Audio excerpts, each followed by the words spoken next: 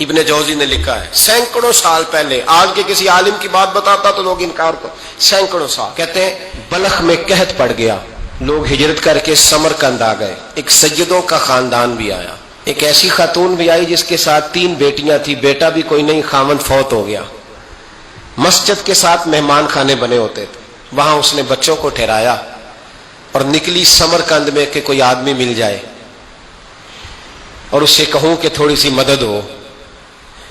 وہ چلتے چلتی ایک سیٹھ کے پاس، رئیس کے پاس پہنچی۔ جن لوگوں کے پاس دولت آتی ہے نا، وہ کئی دفعہ سخت جملے کہنے لگتے ہیں جو اللہ کو پسند نہیں آتے۔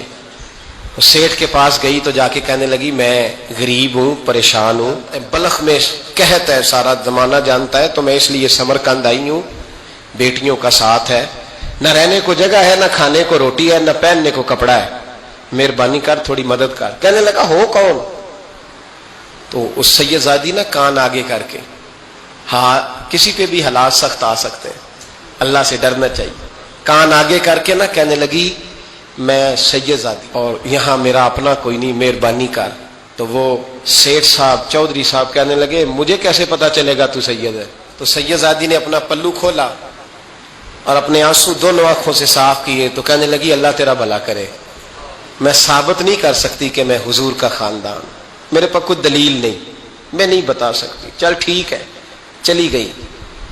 کسی نے بتایا کہ یہاں ایک یہودی بھی رہتا ہے، وہ بڑا سخی ہے، یا آتش پرست ہے، یا پارسی ہے کافر غیر، سخی بڑا ہے۔ اس کے پاس گئی، بیٹھی رہی، لوگ بیٹھے تھے، جب چلے گئے تو قریب گئی، کہنے لگی مجبور ہوں، پریشان ہوں، غریب نہیں ہوں۔ کہنے لگا بی بی تجھے کبھی دیکھا نہیں، سمرقند کی اتنی آبادی نہیں، میں سارے شہر، تو کون ہے؟ تو کہنے لگی تعارف نہ ہی پوچھے تو اچھا ہے۔ اس نے کہا چلو اگر پتہ چل جائے تو۔ کہنے لگی میں مسلمانوں کے نبی کی اولاد ہوں، مسلمانوں۔ اس نے کہا پیغمبر خدا کی اولاد؟ اٹھ کے کھڑا ہو گیا، بی بی کو ساتھ لیا، گھر گیا، کہنے لگا جو صاف ستھرا کمرہ ہے نا اسے پھر دھو ڈالو، ایک دفعہ پھر دھو ڈالو۔ کمرہ دھلایا، صاف کرایا، پھر کہنے لگا بی بی میرے برتن زیادہ صاف ستھرے نہیں، میں نئے نہ خرید کے لا دوں۔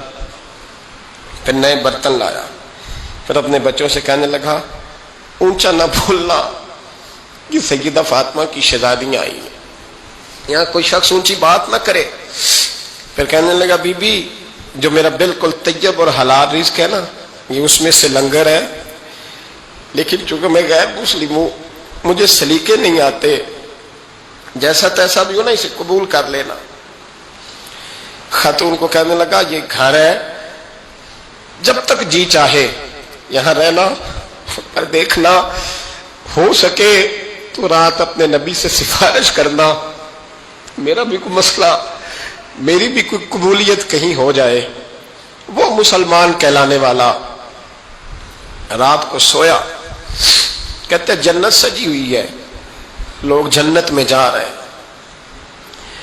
لائنیں لگی ہوئی ہیں، نبی پاک لوگوں کو جنت میں بھیج رہے ہیں، میں بھی دوڑ کے لائن میں لگ گیا، فرشتے نے میرا بازو پکڑا، کا پیچھے ہٹ، تو میں دوڑ کے حضور کی بارگاہ میں گیا، میں حضور سارے جنت میں جا رہے ہیں، یہ مجھے نہیں جانے دیتا۔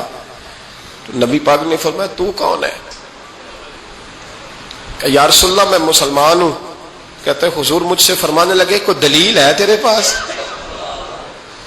دلیل ہے کوئی تیرے پاس؟ میں چپ کر گیا۔ فرمایا میری بیٹی تیرے دروازے پر آ ہی گئی تھی تو دلیلیں پوچھنے لگ گیا تھا۔ فرمایا جا دوڑ جا۔ سویرے آنکھ کھلی تو گلیوں میں ڈھونڈتا پھرتا ہے، تلاش کرتا پھرتا ہے، کونے کونے میں جاتا ہے وہ سادات کا گھرانہ کہاں گیا، ڈھونڈتے ڈھونڈتے اس غیر مسلم کے دروازے پہ جا کے پہچان لیا۔ تو کہنے لگا خدا کا واسطہ جو تو نے نوکری کی ہے نا ان کی مجھ سے 11 گنا لے لے، یہ سادات کا گھر مجھے دے دے۔ تو کہنے لگا کل تو آتا تو شاید بات اور ہوتی، آج بات اور ہے۔ اس نے کہا مہربانی کر۔ کہا نہیں کل تو آتا تو معاملہ اور تھا، آج معاملہ آج اور ہے، رنگ بدل گیا ہے، حالات تبدیل ہو گئے ہیں، اب تو دیکھ تاک کے آیا، جا دوڑ جا۔